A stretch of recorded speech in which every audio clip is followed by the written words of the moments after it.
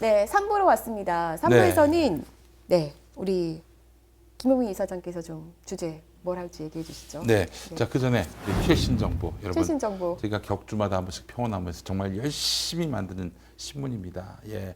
그 이 눈썹이 하얗게 새도록 저희가 밤을 새워가면서 만드는데 우리 그래서 사실 권지현 센터장 저 눈썹이 염색한 거예요. 예. 알고 계셔야 됩니다. 예. 자, 이 평화나무 최신 정보 저희가 뜻이 있는 그리스도 교인들께 이제 배부하려고 노력하고 있는데 아직 배부처를 많이 확보하지 못했어요. 우리 방송 시청하시는 목사님 또 교회 관계자 여러분 신청해 주시면 저희가 기도하는 마음으로 보내드리겠습니다. 그러니까 저희 그 평원함으로 연락 주시기 바라겠습니다. 자, 밑에 이메일 주소 나가고 있죠. 여기로 부수와 함께 연락처 교회 또 받으실 분 전화번호 이렇게 남겨주시면 저희가 보내드리도록 하겠습니다. 자, 김진표 국무총리설 얘기가 나오고 있습니다. 이것도 네. 당연히 교계 뉴스의 한 부분으로 저희가 볼 수밖에 없습니다. 왜냐하면 김진표 더불어민주당 의원 같은 경우 수원중앙침례교회 장로면서 그동안 이 보수 개신교계와 더불어민주당 사이에 가교 역할을 해왔던 인물입니다. 네. 경제통으로 이제 평가를 받고 있는데 이분이 오랜 기간 동안 기획재정부에 몸을 담았었고요. 그래서 김진표 의원을 싫어하는 분들은 또 모피하다 또 이렇게 네. 지적도 했습니다. 그런 반면에 또 관료 생활을 오랫동안 한 만큼 공직 사회를 장악하는 능력이 탁월해서 문재인 대통령이 지금 총리로 검토하고 있는 이유 중에 하나가 공직 사회를 다잡기 위한 그런 방법으로 국정을 안정적으로 운영하기 위해서 김진표 총리를 세우려고 하는 것 아니냐 이런 설들이 나오고 있어요. 자, 그런데 교계 시민단체들이 김진표 총리 임명이 문재인 정부 개혁을 후퇴시킬 것이다 이렇게 우려를 하고 있고 교계 단체도 그런 목소리를 내고 있는 걸로 알고 있습니다. 4일에 여러 단체들이 모여서 기자회견도 청와대 앞에서 한 것으로 알고 있습니다. 네, 종교인 과세를 누더기로 만든 장본인이다 이렇게 지적하고 있어요. 네. 김진표 의원에 대해서. 근데 종교인 과세가 사실 작년 1월 2일부터 시행이 되지 않았습니까? 그런데 이제 사실은 근로소득세로 해야 마땅한데 기타 소득으로 바꿨단 말이죠. 네. 그러니까 이거는 한마디로 얘기해서 자기가 신고하면 그게 이제 소득이 되는 거예요. 네. 자기가 은닉하고 싶다, 소득을 은닉하고 싶다, 뭐 그거는 검찰이 조국 수석 털듯이 털지 않는 이상은 확인할 방법이 없는 것이죠. 그렇기 때문에 이거는 뭐 있으나마나 그래서 이렇게 저렇게 교회가 목사한테 지급하는 그런 월급 이외의 것은 이외의 것은 소득으로 신고를 안 하면은 과세를 할 수가 없는 것이죠. 네. 예컨대 목사님이 이제 소득이 있단 말이에요. 근데 소득이 있는데 소득을 확 줄여요. 그래서 본봉만 신고를 하게 하고 그 나머지 뭐 체력 단련비, 도서 구입비 이런저런 명목의 수입들 이런 거는 신고를 안 해도 뭐 그냥 목사님이 그냥 다 가져가시면 그렇죠. 되고 이래서 사실은 꼼수를 쓸 수 있는 길은 크게 넓혀줬다 이런 평가를 받고 있습니다. 그 교회가 세무조사를 못 받게 돼 있어요. 이렇게 되니까 김사만 비자금 같은 것들을 수사를 하기가 쉽지가 않습니다. 그렇잖아요. 교회에 헌금 내는 건 거의 다 블랙홀이죠. 그렇죠. 네. 그래서 그런 말도 있습니다. 헌금함에 교인이 헌금을 넣는 순간 이 돈은 블랙홀에 빠지는 것이다. 이런 얘기가 나오고 있습니다. 그래서 심지어는 그 어떤 기업 회장님 같은 경우에는 탈세를 하기 위해서 돈 세탁을 하기 위해서 자기가 교회를 세웠어요. 예. 그래서 헌금하는 명목으로 냈다가 어떻게 이게 어디다 어떻게 쓰였는지를 알 수가 없는 상황이 되어버린 것이죠. 그렇기 때문에 이런 그 종교인 과세 문제와 관련해서 김진표 의원이 너무나 그 잘못된 그 법 제정을 한 것이 아닌가. 또 앞장선 인물이기도 하고 네. 교회를 설득했던 인물이기도 하거든요. 이것 때문에 이제 2017년에 김진표 의원이 2년 더 유예시키자고 했단 말이에요. 네, 근데 그렇죠. 그동안 미뤄질 대로 계속 미뤄지다가 겨우겨우 이제 시행하려고 하는 건데 또 유예시키자고 하면서 그때 어떤 얘기를 했었냐면요.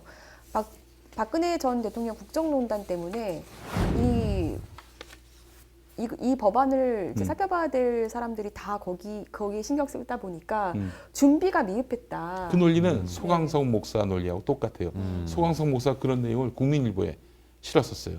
저 기고문을 통해서. 네.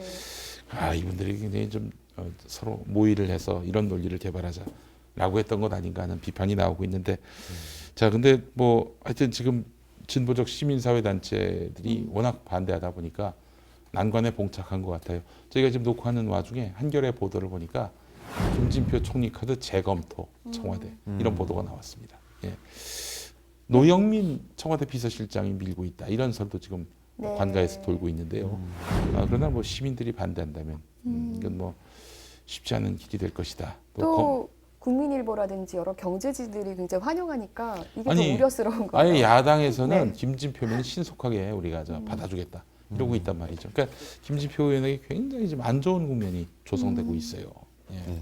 이게 참 안타까운 일입니다. 예. 시민 단체에 계신 분들하고 제가 좀 이렇게 김진표 그 총리 내정에 대해서 좀 여론을 이야기를 들어보니까요. 네.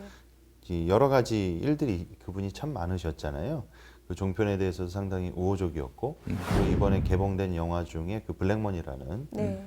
그 론스타 먹튀 사건 거기에 또 이제 김진표 총리가 연결되어 있는 게 아니냐 그런 의혹도 또 제기되고요. 그리고 더불어서 이 종교인 과세 문제까지도 상당히 그 문제들이 많았기 때문에 그 일각에서는 그 전통적인 그 더민주 지지자들로 하여금 이 민주당의 엑스맨이다 이런 얘기를 오래 전서부터 들어온 분이에요. 그래서 절대로 이번 그 인사 참사가 될 것이라고까지 얘기하면서 극렬하게 좀 반대하는 분위기가 이 시민단체 분들 사이에는 좀 돌고 있습니다. 예. 근데 사실 이제 김대중 대통령 때 그 이분이 이제 발탁이 됐어요. 김대중 대통령이 노무현 대통령한테 강력하게 추천했다고 합니다. 네. 굉장히 괜찮은 사람이라고. 실제로 김진표 의원 같은 경우에 금융실명제 네. 도입할 당시에 실무팀에서 활동을 했었고 이런저런 각종 개혁 입법에 있어서 또 차출돼서 쓰임을 받았던 그런 인물이고 나중에 또 민주당에도 합류를 했었고 이런 일도 있었습니다. 2008년 2월에 노무현 정부가 이제 끝나고 이명박 정권 들어설 때 김장환 목사가 네. 극동방송 사장하면 어떻겠냐 오. 이렇게 제안을 했을 때 저는 그냥 민주당 국회의원 하겠습니다 라고 말을 해서 완전히 저쪽 편인가 하는 그런 시각도 좀 있어요 사실은. 예. 그렇군요. 예. 네. 자 그러나 뭐 하여간 지금 돌아가는 양상을 보니까 쉽진 않아 보입니다. 앞으로 난관이 있을 것 같습니다. 이분 뭐 사랑의 교회 그 헌당 예배 때도 아, 그래요? 박정환 목사와 함께 참석했었고 아이고 참. 껌껌이 사실 이제 대형교회 목사들과 음. 이렇게 연대끈을 갖고 있는 것처럼 보이기 때문에 저도 굉장히 우려스러운데 그래도 이분에 대한 평가가 경제통이니까요. 정말 경제만큼은 또 잘할 수도 있지 않을까? 근데 네. 경제 방향이라고 하는 것이 이제 민주정부의 경제 방향과 지난 정부의 경제 방향은 다르잖아요. 그렇죠. 새로운 시대에 인간이 우선되고 또한 복지의 방점을 두고 또 불공평을 해소하기 위한 경제 노선을 가진 분인지 이것도 역시 검증을 해봐야 될 부분이라고 생각을 합니다. 예. 네, 그렇군요. 친삼성 꼬리표도 있으시고 여러 가지로 검토할 분이 많은 것 같은데 이제 청와대가 재검토를 한다고 하니까 좀 꼼꼼하게 살펴봐야 될 것 같고요.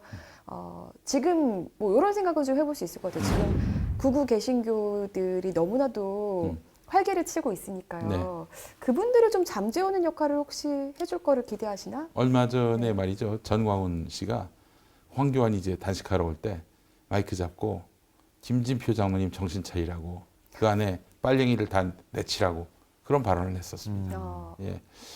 그것도 저 김진표 의원이 KBS 1라디오 김경래 최강 시사에 매주 고정 출연하는데 전광훈 목사를 수시로 비난하더라고요. 이거 보니까 둘 사이가 또 지금은 썩 좋지는 않은 것 같습니다. 네. 사실 전광훈하고 친한다는 것은 정치인으로서 공공의 역할을 담당하는 사람으로서 그거는 참 용인되기 힘든 거예요. 그렇죠. 예. 네. 그건 상식 중에 상식인 거죠. 근데 빤스하고는 사이가 안 좋습니다. 그런 측면에서 본다면 황교안 대표는 정말 용기 있는 거네요. 예, 그렇죠. 정광훈 씨와 함께 뚝심이 있는 거예요. 뚝심이 있으십니다. 네, 그 점은 인정을 해드려야 될 것 같습니다. 네. 네, 김준표 총리 어쨌든 뭐 어떤 분이 총리가 되든지 정말 국민의 마음을 잘 헤아리고 정말 총리로서의 역할을 잘 해주실 수 있는 분이 제발 네, 후임으로 낙점되기를 저희가 바라겠습니다. 네, 오늘 얘기는 여기서 마치겠습니다. 네, 함께해 주신 여러분 감사합니다.